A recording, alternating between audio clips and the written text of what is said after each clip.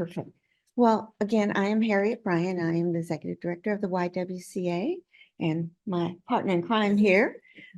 She goes everywhere with me most of the time, Hope. We're just super excited. We wanted to share a little bit about the YWCA and what we do. Just to give you a little bit of history, we've been in existence since 1947 here in Kitsap County. The fun part about it is that in 1947, the building that our YWCA was housed in, we still have it. So we're super excited about that. We've just transitioned it into something else and moved our community center and admin building to another location. So our location is 905 Pacific. It's not very far. You can walk there from here. 905 Pacific. And another thing too is that most of our board of directors back in the day, we had some amazing women on our board, and they went on to be prosecutors and judges. And so we feel like we build them up to send them out. We also had, and then not too long ago, the YWCA USA did a proclamation where we could add men on our board. The only thing is the men could not chair our board, and they could only be a certain amount of 3% of men. So if you had 10 board members, 3 could be men. And so we actually had Chief Gary Simpson on our board for several years. We had Rob Forrest, he was the chief of the Bremerton Police Department. He was on our board. We also had Ray Garrido, and everybody knows his wife, Charlotte Garrido. And the fun part about Charlotte is that she was our advocate on Bainbridge Island for many, many years before she went on to become commissioner. And so it's just kind of fun to watch everybody grow and go out and do the great things that we want them to do in our community. So some of our programs, I'll go, and I passed around our mission statement just so that you would know. Our mission statement, the YWCA of Kitsap County, is dedicated to ensuring the personal safety, rights, and welfare and dignity of those who experience domestic violence while building partnerships and increasing community awareness to create positive social change. And that is a very important mission statement for us because that's what we do, and we want the ones that we serve to grow. And so I'll go through a few things that we do, just so you know. We have our support group, which is very important because what happens is when the women come to our shelter, they need some supports. And so we provide those resources. They're welcome to come over to our community center on Pacific Avenue and participate in our support groups. We've got women that have been in that support group for several years. And the reason they stay so long is because they want to give back to those that's coming behind them. And which is great because most of the time, you know, you can share lived experience to those that are experiencing it. And so that makes a big difference. We do that every Tuesday from 10:30 to 12:30. And it's just amazing. The women are amazing. They love coming. They love sharing. We actually have volunteers that come and join the support groups to volunteer with us, and which is awesome. We have a Spanish speaking staff on board just in case someone cannot speak English. And so they're there to assist with that. And we also, it's a curriculum based, so we do share curriculum with them, information with them. We do quite a bit of stuff. Hope can probably talk about why Strive, which is really important. Why Strive is to get them back on their feet. A lot of times the men was at work and the women stayed at home. So we teach them for financial literacy all the way on up, depending on what their needs are. If they decide they want to go back to school, we help them get into school, help them apply, help them get FAFSA. We help them find daycare because daycare is very important. We help them find jobs. We help them with resume building, cover sheets. We have a clothing closet where we help them find clothes based off of the jobs that they need. And then when they move from the shelter to transitional housing, we give them pots, pans, pillows, and the first set of essentials. Great. May I ask, approximately how many people, how many women We can participate in have, the support we group? can have anywhere from 5 to 20. Yeah. 23, yeah. And the purpose of that is to provide a safe space for them to be able to express their feelings, to vent, to, just to share. And so, and we've been doing that for over 20 years. Yeah. And so it's fun to see them come back and want to give back. So, so who leads that? We have a advocate that does that. Are And they like the staff. are they like mental health people or are there, I've just wondered if it's also people that have already, like you say, been through the system, through the program and come back and. No, we actually have our support group coordinator that does it, and we invite people in to speak. And then the ones that are there, they're more than welcome to share. And like she said, based on what they need. Absolutely. Yes. Yeah. And she's been doing it for probably 20 years. So she's kind of the expert and they love her. And when they're not in support group, she calls them on a weekly basis, every last one of them, just to see how they're doing, if there's anything they need, or is there anything that we can provide for them. And so that's what she does all through the week. You'll see her just calling everyone, say, hey, I'm just checking on you, or I didn't see you last week. Just wanted to make sure you're okay.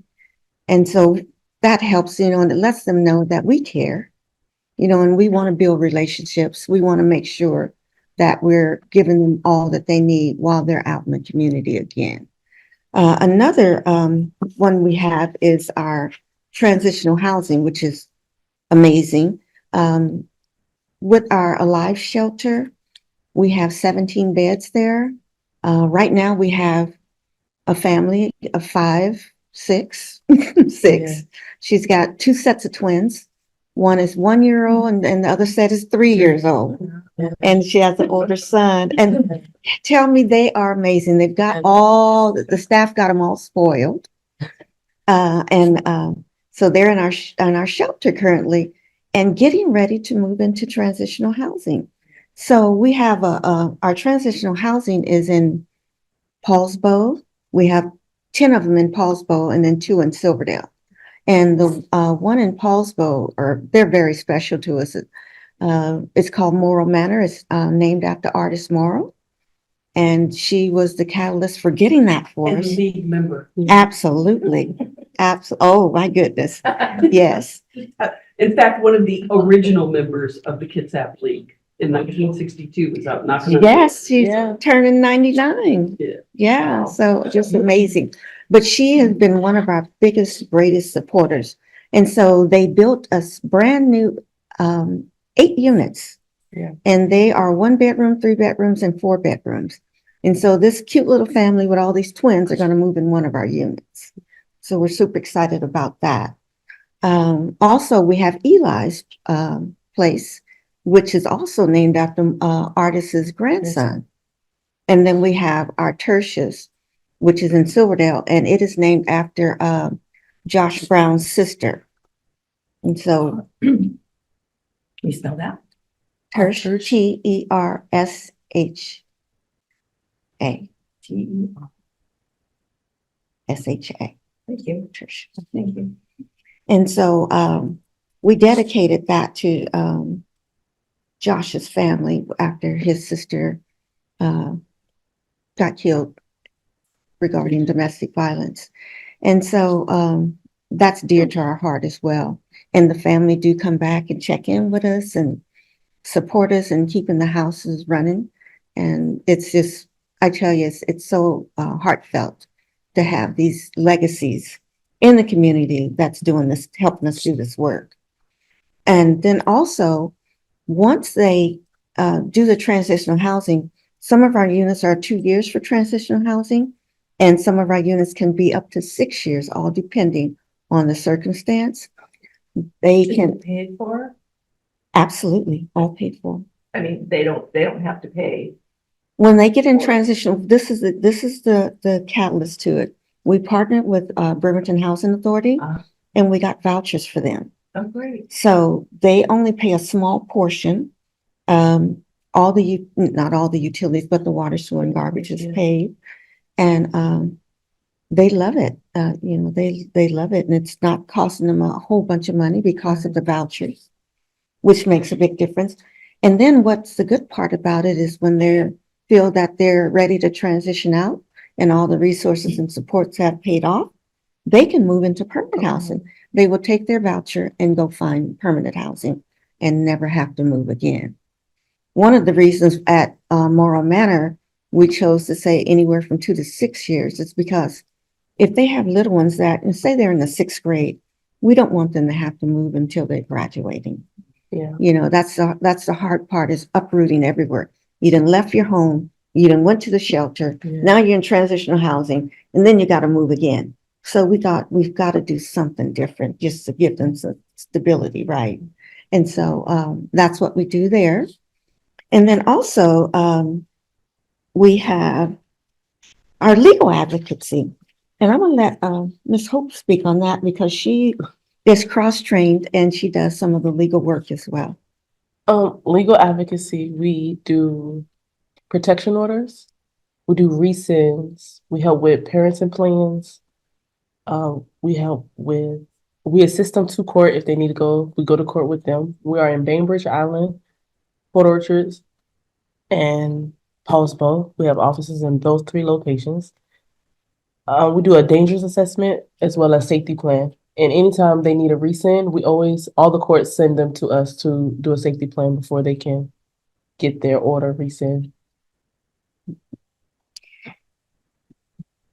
And so with that, our locations we're in the new Ted Spearman Municipal Court, that's on Bainbridge, brand new, have office space there. We're also in in Paulsbo in the Recovery Center, which is fairly new as well. So we're housed there. And then we have our main office here in Bremerton, that's where our actual hub is. And then we also are in the Port Orchard Superior Court. So we can go to court with them.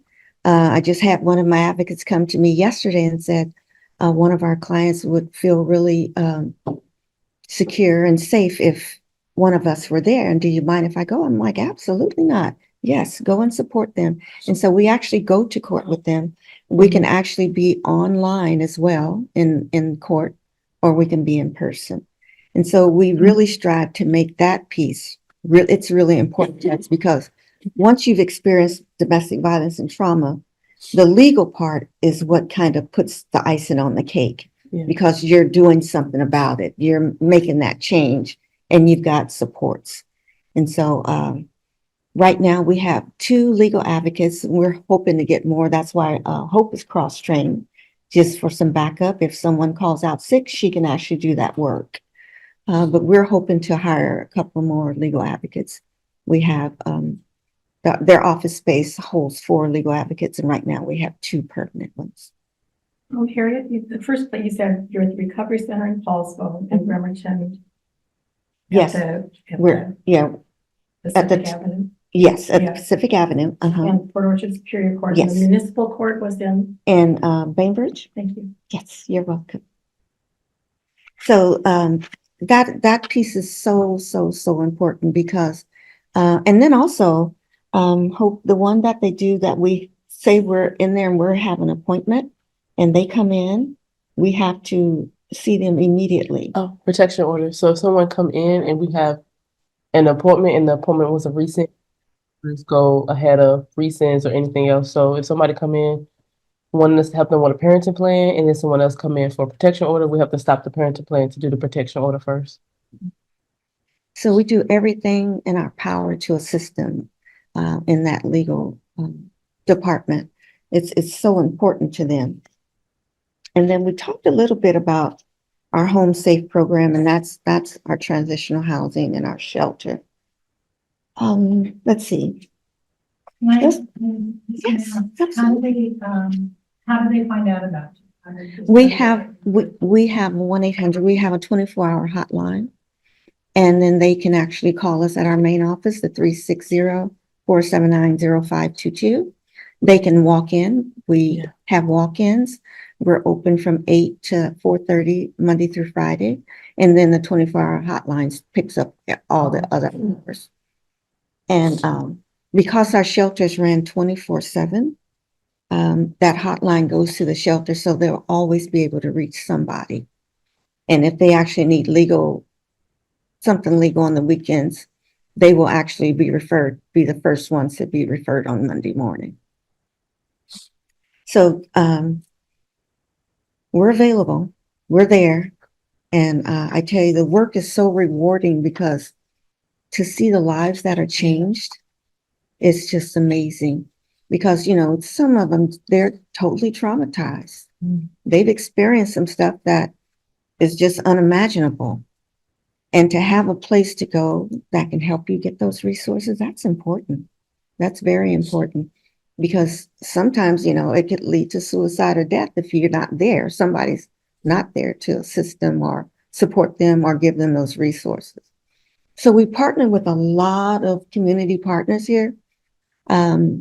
Housing Solutions, KCR, Bremerton Housing Authority, Housing Kitsap, Scarlet Road. We're almost partnering with everyone you could think of that deals with mental health, with women and children. And hear me say, it's not just women and children. We also see men because they experience trauma too, and domestic violence. The only thing is we can't house them. So we give them referrals and resources to where they can go. We're the only agency that allows the children, say the mom has a 16-year-old boy, well, we will not separate them. That child can stay with their mom. Most places say about 11 and 12, they have to find another place for the little boy. And we're like, that doesn't make any sense. Everybody needs their parents. And so, and I tell you, we had two young men, they were 13 and 16. And at night, they are musically inclined. So at night, you hear this soft music on their guitars and throughout the whole house. And I tell you, but our goal is to support the family, lift them up, not tear them down or separate them. And so we keep those children together. What else is there in childcare? You want to talk a little about the We are having a program for children and teens. It's an after-school program from 4 to 6, and then a summer program where we talk about trauma. A lot of times we focus on the adults and not realizing the children and teens see it all, hear it all, but they don't have no safe place to really express it. So we have a program where we are talking to them about it, having a support group to them and with them from 2 and up. So loving their self and identifying who they are, what is trauma to them, and having them write their own story. A lot of times children, adults say speak when spoken, but they have a lot to say. So that's what the program is geared to, so that their voice can be heard just like adults. Is that on Pacific Avenue? Oh, go ahead. No. One is at the shelter in a confidential location, so we want to bring it to them while they're there. And then we have another location in Paulsbo, so then transitional housing children are able to. Yeah. And also, there's a phone screening that's required. And so they have to be screened in order to get in any of our shelter or transitional housing. And so there is a questionnaire that they have to answer, and then we assess the situation, and then we decide what's the best fit for them. And sometimes, not everyone that calls us or knocks on our door goes into our shelter. They may be a better fit for somewhere else. It could be Kitsap Mental Health. It could be anywhere else. So, but we probably see at least 6,000 to 7,000 survivors a year. I tell you, there's a lot of area that don't think there's domestic violence, but it really is. It really is. And so that's why we're spread so far and wide to make sure that we're there throughout Kitsap County and beyond if we have to. We've referred them out to Oregon, Tacoma, as far as Texas, Idaho, wherever they have family Yeah. and they want to go be with family, we make sure that we help them get to that family. We had one family that was on her way to, where was she on her way to? Idaho? She came from Idaho, came here. Idaho. And she came here and she was on her way back. And she got hired at the shipyard. Yep. And so that was awesome. And so she's moving into one of our transitional housing units so that she can have her job. And so those are the kind of things. And we also had a family that was absolutely amazing. She started in our shelter, moved out to our transitional housing, got permanent housing. Now she is a para in Central Kitsap. Yeah. And she graduated while she was in our shelters from UW. Yes. So it's exciting to see, you know, the transition and the great things that they're doing. So they're all not just stagnant. They're moving, they're shaking, they're doing things. They're making their lives much better than it was before. Okay, I have a couple of questions. Kind of the age range of your clients or people you see. And then my other question before I forget, I'm just curious, you covered Kitsap County. I mean, people who you see are living here currently, but where are the next closest YWCAs? Tacoma, Two questions. Tacoma and Tacoma. Seattle. Okay, Mhm. and the age range, would you say? We can go anywhere from, I think, I don't know if we, 20, about 20, did we have? Started? We didn't have 18-year-olds in there. No. I think they're about They must 20, have- 20 to It goes late up. 60s. I mean, No, we've we had had a lady older 80. women, 80. We have We had one lady that's that's Oh, 80. my goodness. Mhm. And so, I tell you that Live Shelter is a really comforting place for them. They have chores. It's beautiful. We have a food bank. We have a clothing closet for them. We make sure that all the food is provided at the shelter. They can use their funds to get, you know, special things they want, but the basics are there for them. So we have tons of food that comes to the shelter. And also at our transitional housing in Paulsville, we have a clothing closet and a food bank as well. So they don't have to go too far to get that if they need it. And if all else fails, we'll take it to them. So, right, let's see, I'm trying to think of anything else. I had a question about transportation. Yes. Is transportation provided? We partner with the taxi services. Okay. And so the taxi will pick them up and drop them off for us. So, or we'll give them some kind of voucher, however they're traveling, gas cards, things like that. So yeah, we help them. And I would imagine that would be a big factor. absolutely, absolutely, yeah. We have to get access. Some people are eligible for the access transportation bus. So we get them access to that and they can utilize that. Yeah. And then we learned at one of our meetings recently that the schools have their own, where they come and pick up kids because you said you want to keep the kid in the same school. When Yes, they come and yes. pick up the They students. do. They come pick them up. They do. They'll come to our live shelter and pick those children up and take them to school and bring them back. Even if were originally in Paulsville going to school and they had to move here to Bremerton, they'll still come get them. Absolutely, they will. So Yeah. you're keeping them in the same school? Yes. Okay. Mhm. Close to them. Yeah, absolutely. Yes. Because, you know, that's what the children need. You know, you lose a parent and, you know, have to move away from your home, then you lose all your little friends. And that's what we don't want to happen. We want the children to feel stable and comfortable as possible. So that's what we do. This seems entirely too logical. And the connection with all the groups. Yeah. That's. Yeah. Yeah. Well, we've been in existence for a long time. And so we've got some amazing partners and collaborations, and we try our best to keep those because those are important to us. Most of our funding comes through personal donors and private donors and federal grants and state grants. And I tell you, it keeps us hopping trying to keep those grants in. And so it seems like every week we're doing a presentation to someone, and it's well worth it because we want to keep the program running. We want to keep the organization doors open. We get a lot of support from YWCA USA, which is amazing. Our mission and vision is the same. So we've got, I think, probably 300 plus organizations nationwide. We always say that our organization is small but mighty.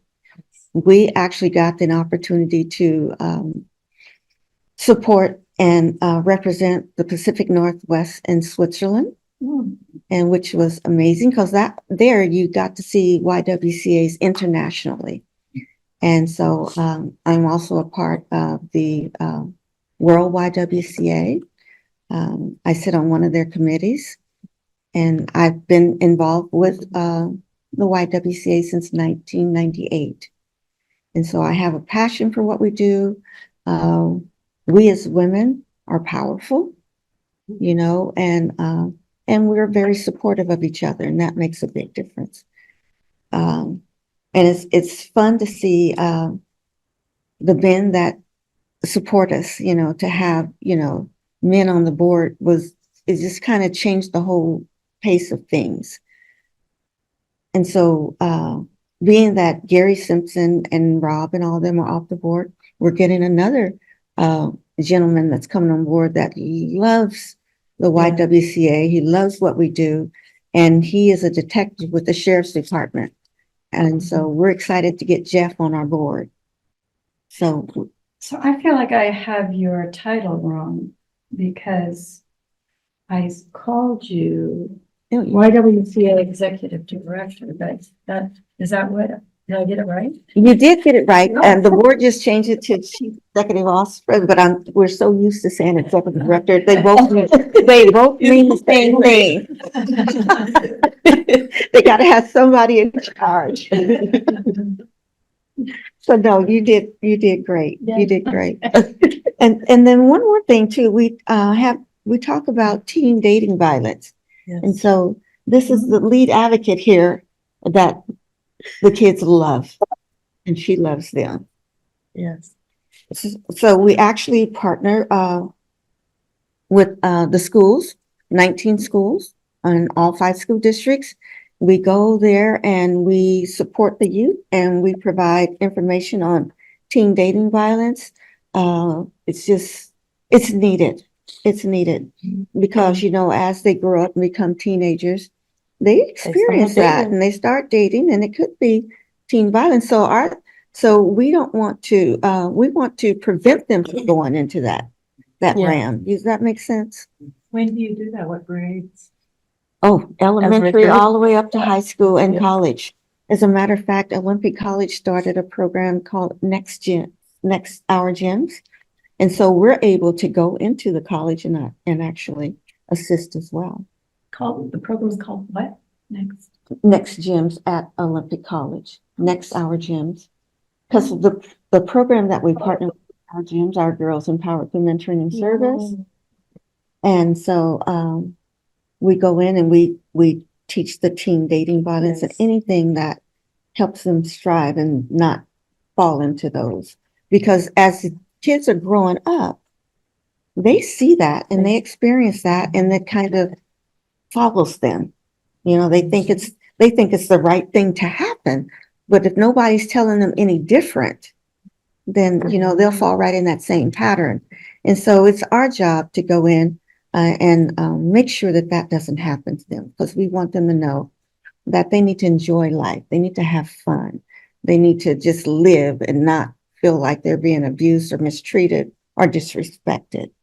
And so that's what we do for our teens and our little people. I tell you, imagine how smart some 5th graders are. And they're like, where'd you learn that at?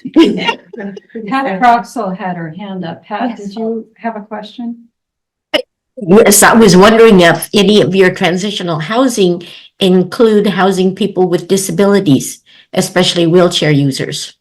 Absolutely. We have a ramp at our live shelter.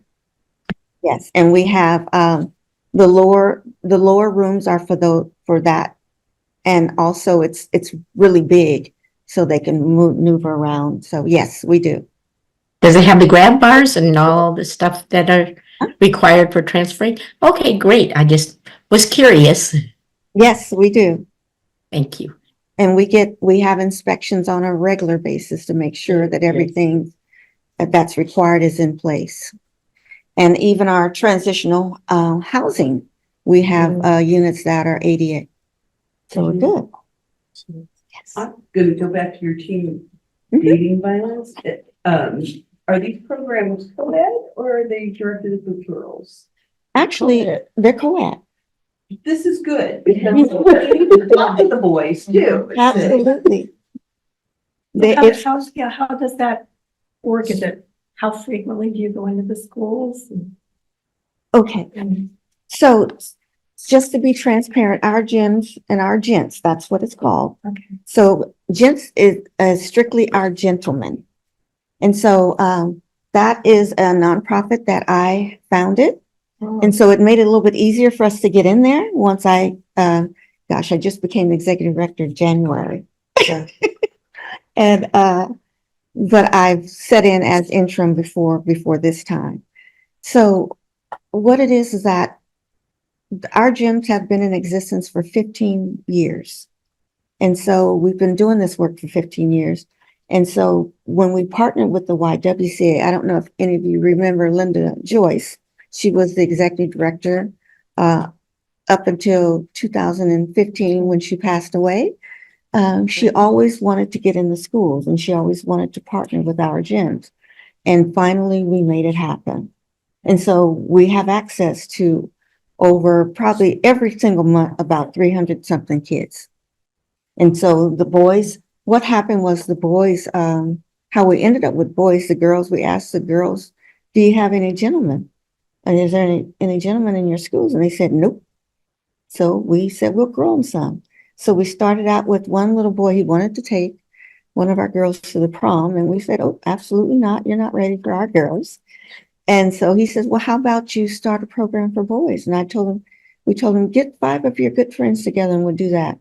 He ended up with 28 in his group. Right. And so now we've got over 150 young men in the program. Over at Olympic College, we have about 35 on one side and 35 on the other side. So in 40 minutes, we're seeing 70 kids. And so we're there every other week. We used to be every week because some schools needed it more than others. But we've got them to the point now where their peers, when we're not there, we teach them to support each other. And so the boys get the same training, dating violence and all that, and being respectful to our girls and vice versa. And how we do that, we bring them together and see how it works. And it works. So it's pretty amazing program. I also have some more handouts here I wanted to share with you too. Is there anything else you can think about that we talked about the Sheraton, supportive housing, legal advocacy, support groups. What kind of donations that are not financial? I mean, what kind of, I remember I used to bring suitcases and dishes. But then I think, they ran out of storage space in the building. And so are you still taking? We are. Yeah, I take We donations. Okay. We could use anything that's household clothing. We ask that it be gently used or new, because we don't have the laundry services in where our clothing bank is. And we wouldn't want to put that burden on our A.L.I.V.E shelter. And they do have laundry stuff there. Especially pots and pans and things when they move out and go into transitional housing, they need everything. We try our best to make sure that they have furniture, they have beds, they have mattresses, they have all that stuff. Because sometimes they leave our shelter, they have nothing. They have absolutely nothing. And so we want to make sure that they transition out really well. one year, Bev Kincaid, I'm sure y'all knows Bev. She started this program called Smooth Move Boxes. And they were these big, huge containers that had everything that you needed in there for your move into transitional housing. So we still do that. We do a lot of fun stuff. I'll let Hope talk about that. Oh, it's not like hot dog day. Yeah. Oh. Mhm. Every summer from May until the Christmas time, we have something every month. From National Barbecue Day to National Hot Dog Day to National Ice Cream Day. And it's all geared to ice cream day is geared to the kids. We're right around the corner from what's it called? The school that's around the corner. Well, the charter school. Oh, Catalyst. Catalyst. So a lot of the Catalyst kids come and get ice cream before they go home. We do panels almost every year. And the panels, we talk about domestic violence. And a lot of times the panels are with officers of how they experience it. We've had survivors on that panel. We also have had detectives. The whole situation, everybody that is involved with DV is on the panel and they talk about their experience, how they deal with the experience. Then we go to Women of Achievement. We have Women of Achievement every year. And you can talk more about that. Yes, we do. So our Women of Achievement is coming up in October. And I have a sponsor packet for you. If you decide to sponsor, we would really appreciate that. So we select about 5 to 6 women every year that have did extraordinary stuff in our community. Mostly, working in our field and others. And so last year it was absolutely amazing. We had 5 phenomenal women that we honored. And so that is our main fundraiser that helps us with our operations, because we do need to hire more staff where our work is just far and wide. And we, like I said, we grow them to go out and do great work. So we have to keep replenishing our staff. Yeah. We partner with the military and so when they said, do you know so-and-so? Absolutely. She used to work here at the YWCA, but they're still doing the same work, which makes a big difference. And so the Women of Achievement is one phenomenal event. I hope that you all come. And Mr. John, you're welcome to come too. It's open to everyone. Everyone. It's Yes. fun. We will include this in our notes. Do you, like some of the events, a group can have a table? Like Yes, reserve a absolutely. table? Yes, yes, you can. Put it on the calendar, ladies. You can definitely have a table. Yeah. Yeah. And there's great incentives for those that sponsor because tickets come with that as well, advertisement, things like that.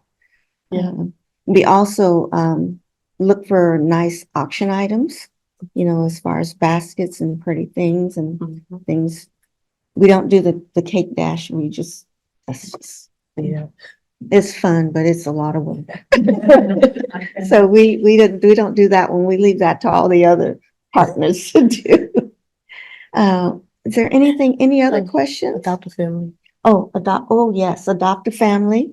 We served 40 families last year, and that's our Christmas program. We had Santa Claus. If anyone knows Chris Larson, he is a fabulous Santa Claus. And then Shop at the Cop. They did a lot of our shopping. They were, oh my goodness. Yeah. We didn't even have room to go in and work. We had so many toys and things in there. They came through for us for all of our families. They actually showed up to meet the families. We decorated our whole office. We had elves, we had the Grinch, we had everything you could think of. And it was just amazing. The kids were just so elated. The parents were excited. They got to take pictures with Santa Claus. Yeah. And so they told us that we got them every year forever. And we're like, so they did have a lot of fun. And then Easter, we actually decorated. We try to decorate every holiday. And Easter, we had an Easter bunny there. And Hope was our Easter bunny. And I was like, what did you do? I mean, it was just so super cute. And so we try to do everything to make those families feel like they are at home. And that's what we do. Any other questions? Anything? Yes. Well, I'm moving away from the fun stuff back to the not so fun. I just, on the legal advocacy part, I guess I would like to know just kind of what goes into protection order, a danger assessment. Oh, safety plan. absolutely. Okay, so when we do a safety plan, we are asking questions to make sure they're safe. So some of the questions we'll ask is, because some of them still stay with their abuser. So in case of a situation where would you had a second pair of keys, do you have a safe place to go? Do you have an extra phone? So we prep them to leave their situation. If they have family, is going to the family a safe place, or should you go somewhere else? If you have funds, if they have funds, do you think that going to Tacoma is better than staying local? So those are the things that we ask with safety plans.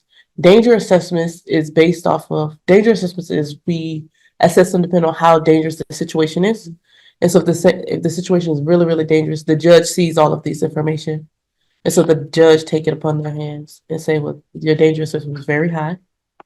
And so they either tell the abuser to get out. Most of the time the abusers leave the house, cannot go in the house. And if they have children, then that goes to a different court, which would be parenting plan. So it just depends on their situation. So under the danger assessment, that's what leads to a protection order, or you can get an immediate protection. You could get an immediate protection order. Protection orders can come first, but depending on how dangerous your situation is depending on what else you need. So if something happens, a lot of times now, because 2022, they changed the laws where if someone if a cop gets called to your house, they immediately have a protection order. Mm-hmm. Even if it was, what does a protection order mean exactly? you cannot be around your abuser until you go to court. Cannot. You cannot be around your abuser. And if it's automatic, then they can't rescind it. They like can't. So many women used to. They have to come to us to rescind. And a lot of times the judge still say no, depending on the danger assessment. So if your assessment is your danger assessment is high, the judge is going to say, well, your danger assessment is high. Rescinding is not really ideal at this moment.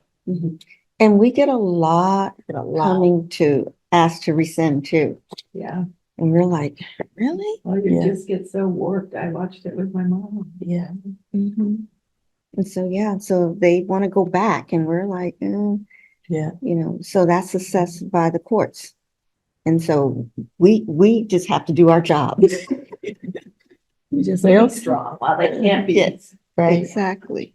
Yes. Do you have volunteers that come to your program, or is it something that We do. more that I vetted, or I don't really, how is that process, and do you need volunteers? Yes, we do.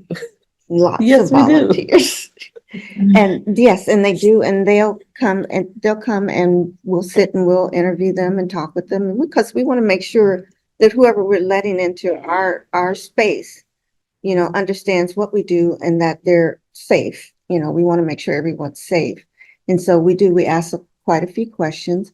We have volunteers that come to our support group. We have volunteers that help us with all of our fun events and things like that. Yeah. But as a matter of fact, we had one of our legal advocates was an intern, and we ended up hiring her. She's amazing.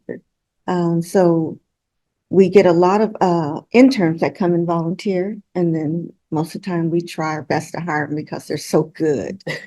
But yes, we do take volunteers, for our clothing closet, help us organize our food bank, for the support groups, whatever it is that we're doing, our events. We love volunteers. We have 19 employees doing all the work. We're the only state certified organization that does domestic violence in Kitsap County. So yeah. And so, and in terms of the donations and things like that, do people contact you directly, or is it? Yes, Yes. as a matter of fact, you can come to 905 Pacific. That's where everything has to come through the main Okay. hub. Monday That's through come to Wednesday. the office. Yes. 905 Pacific. Monday through Wednesday, between 9 and 2:30. What, Monday through Wednesday, 9 9 a.m. to 9 to 2:30. 2:30. For donations. Yes. Okay. and I missed, I was doing something else. Her question about the clothing, because they used, at one point they quit and said they just give vouchers to go to Goodwill. But now you're taking clothing again, gently used? or- Yes, we are. We are, because it was one of our former EDs decided they didn't want to do it anymore. And so that's how the voucher system came through. Because I should take this. So I- Absolutely. That's how yeah. And we were like, no, that's not convenient, because they can't get to Goodwill or wherever when they can just literally come to us and, when they come in the door, we're like, let's make an appointment and get you down to the clothing closet. Let's make sure that you get some food. So I started it back up again. Okay.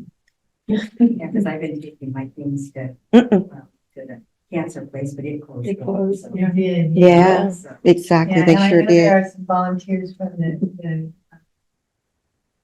the cancer group store that are looking to volunteer for different clothing, Mhm. because that was mostly what they did there. Send them They to did a us. lot of Send clothing. We They were would looking for love to places have for them. their places to all Oh that my stuff. gosh, you could see us in between shifts trying to Yeah. organize and do this and do Yeah, that. I'll definitely let you know that. Absolutely. There were several of them. Or some, Yeah. another place to volunteer that. We get a lot of Get a lot of donations. donations. That's why we need volunteers. Yeah, We get donations lots. every day. And I just think it's so important to have those resources for them. If they're trying to get a job, they need to come in and be able to get the clothing to do, their presentation or interview. It's just important. What we mainly don't get a lot of is boys Boy clothes. clothing. Oh, okay. Boys, Yeah. Yes. that's probably because they wear it out. And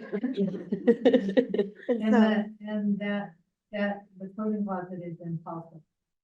All No. locations. Yeah, we have Oh, one is in it- Pauls. Is it all over? Yes, and so it comes through the hub and then we take it out to the different locations. Oh, okay. Mhm. So it all goes into the hub there. Yes, we have a huge space in our lower area Okay. for clothing and food. Well, I love the idea of adopt a family. I didn't realize there was more than one, so did I? Yes, yes.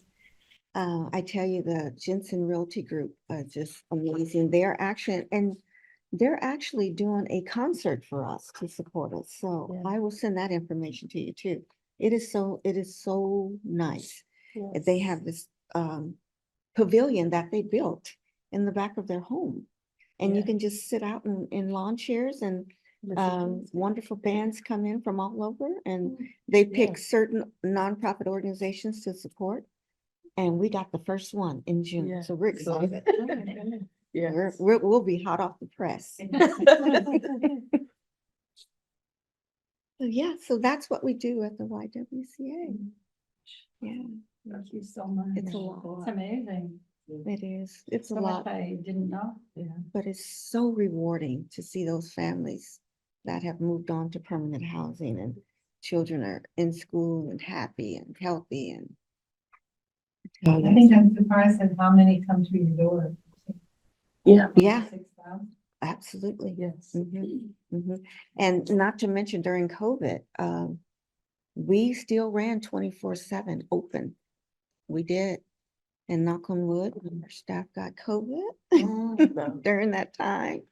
But it was important that we stayed open because, and most of the families were able to stay anywhere. I think they were up to 3 or 4 months in our shelter when we only do 30 days and 45 with certain circumstances. But during COVID, they were there 3, 4, 6 months. We were not letting them go, because a lot of things were closed down. It wasn't safe and we wanted to make sure. So it kind of hindered us from bringing in more But we wanted to keep the ones that were in there safe. And we didn't want them to get out there and not have a place to stay and be on the streets. So yeah, 24/7, that's what we do.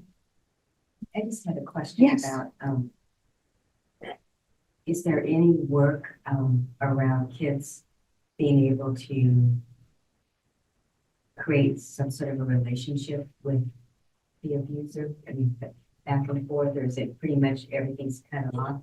I mean, how, is there any program for that? I suppose the abuser person has to have that certain requirements, but Mhm. I mean, I just wonder. It That's depends on the circumstances, and it depends on what the judge says. Okay. So sometimes the judge will say, they are able to do drop off and pickups at a location like Fred Meyer's, Walmart, sometimes the police station. And they can only talk through like the Wizard app, which is an app that's recorded, and the judges can see those conversations. So it depends on the parenting plan and depend on what the judge agreed to. What's that? What's the Wizard app? It's like, The Wizard app is an app where the abuser can speak with the parents, but everything is monitored. So the courts can see their conversations. Like recorded. Pretty much recorded, Yes. recorded messages, everything's recorded. so they meet up at certain places. They cannot go, they can't go like, Correct. Only certain places, and the places have to be somewhere big like Target or Walmart, Winco. but they can't then get in the car and go off with them. They can. That's their meeting point, That's and me, that's it just my depends. Everybody's situation is different, Right. so it depends on their parenting plan. Some people can have the kids for the weekend and come back, and some of them they just have to wait because most times the abuser didn't already abuse the child as well. And they cannot come to our transitional housing Oh, units at all. At Yeah, all. yeah, Not even know what it is. yeah, yeah. But we've had some test the system. They I didn't ask that, but then I felt, Yeah, they Oh, they will they try. test us. Yeah. and But- then they get arrested. No, Depends upon because the situation. Because when we first bring them in, we talk to them extensively and we let them know, what the rules is for here.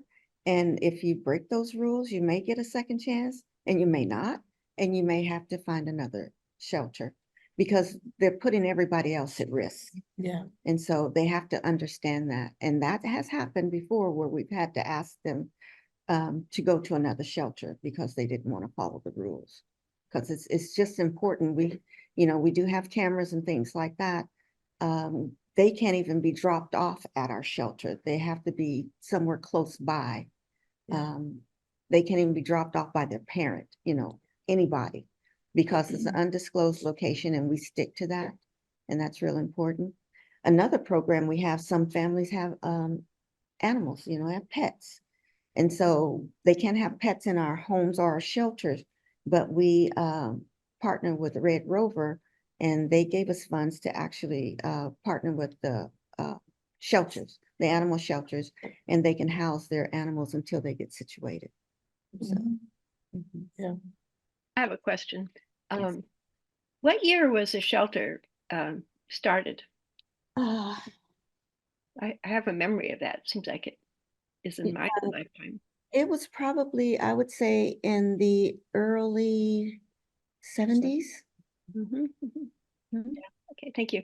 Yes, you're welcome. As a matter of fact, Carolyn Hirschberger, who was just dear to our hearts, Yeah. helped start the A.L.I.V.E shoelter Mhm. when she was, and so it was in the early 70s. Yeah. Because we ran our actual programs out of it before it became the A.L.I.V.E shelter. You guys could just give a kind of a little brief bio about yourselves, about how you got to these positions. Versus- Yes, I can. I'll start since she's I'll start. Well, in 1998, I met Linda Joyce and she asked me would I be on their board. And so I thought, oh, okay. And so I did, I became a board member and then I blinked my eyes and I was the chair of the board. And I kept being the chair of the board. Matter of fact, I was the chair of the board for at least 10, 15 years. They would not let me not be. And they kept raising, you know how you have a certain amount of time to be on the board? They kept taking it off so I could stay. And yeah, and so I chaired it for a number of years. And I learned so much and the passion just became strong. I serve a lot in the community. I'm actually right now the chair of the Board of Trustees at Olympic College. I've chaired that trustee board 4 years straight in a row. I also sit on the Kitsap Community Foundation Board of Directors. I've sat on the Bremerton Housing Authority Board. I'm on the Roxy Foundation Board, the Music Discovery Center Board. And I do this because when young people come to us and say, you know, I need services, or they can just say, hey, you know, somebody recommended them. And so it just opens doors to get those kids in college. And, you know, if they don't have music instruments, you know, they can go to the Music Discovery Center and get a used instrument that's been refurbished. You know, I just do, you know, like the Roxy, if we want to take all of our children down to a movie, we can do that. So that's one of the reasons why I serve on so many boards, is so that I can be a resource. And one of my friends called, she says, oh, you're a resource broker. Okay. So that's how I got started. What were you doing when you went on the board? Were you working or at another job? Yes, I worked for Kitsap Community Resources. Oh, okay. I worked for the WIC program. So I was there for a number of years. Yeah. And you hope? I just moved here 3 years ago, but I've been here for 3 years. I graduated with an engineering degree, but my passion has always been trauma informed, and so I decided to apply for the YWCA. Well, I was working at the hospital at first, during COVID, and then I applied and was like, okay, I think I could do this. And the longer I've been here, I'm like, oh, okay, yes. So it's a good fit. Yeah. Yeah. And some of our staff has been on at the organization for over 20 Yeah. years. And, you know, and it's just that passion, that drive, you know, of helping and lifting up, and it makes a big difference. And so we love what we do. We're passionate about what we do. And we just don't feel it would be anything different. This is where we are, and we love it.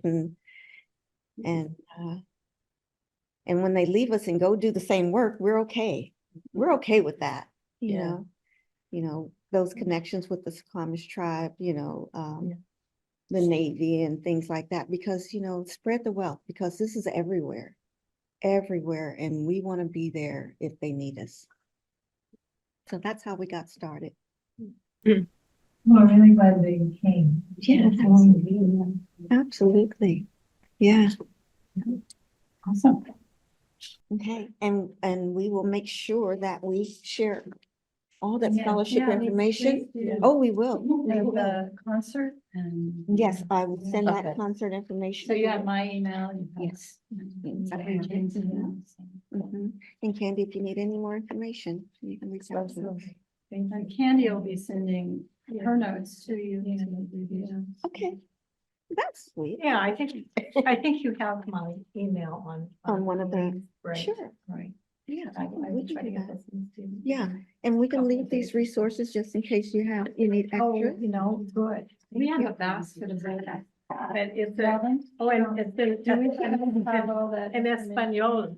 Oh, You have the information about the Elizabeth Bondi's scholarship. Yes, we do. I will point Mhm. out that the deadline is April 26th. Okay, So it's close, but it's not a super involved application process. yes. A 250 word essay and a recommendation from a single person is all that's the requirement. So Is it just for women and girls? it's for, Girl? no, it's for anybody, anybody that's gonna be going into post-secondary education.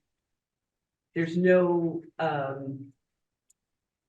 what's the word I'm It looking can be technical. It could be any kind of schooling, yes. Oh, So it great. could be if it's technical college or some sort of, career Mhm. kind of a thing. Certification. Yes, you just have to show that you're admitted to it and that, it's $2,000. Yes, absolutely. No, it's enough. It's It's enough. something, yeah. It is something. That's It is enough. I tell you, every little bit helps. Books. Absolutely. Well, I will make sure we share that with the students. We've got Yeah.